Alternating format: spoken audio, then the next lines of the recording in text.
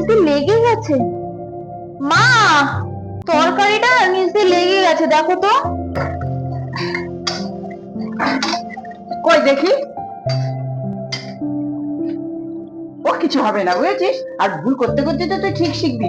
ভুল না হলে কি ঠিক হবে? তাতে কি কিছু মনে করবে না, বুঝেছিস তো? আর শোন, তোর যদি ওদিকে কোনো কাজ থাকে করে নে, আমি রান্নাটা সেরে নিই, তরকারিটা, বুঝেছিস? যা। আচ্ছা। কই কি দেবে বললে দাও। এই নে। পালং পনির? হ্যাঁ।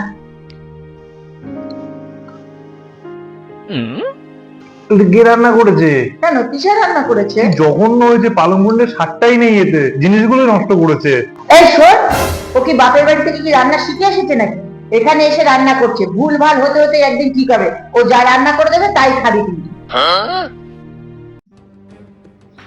বাইরে কি বৃষ্টি পেঁচেছে। কি ব্যাপার মা, তুমি আটা মাখছো? কেন?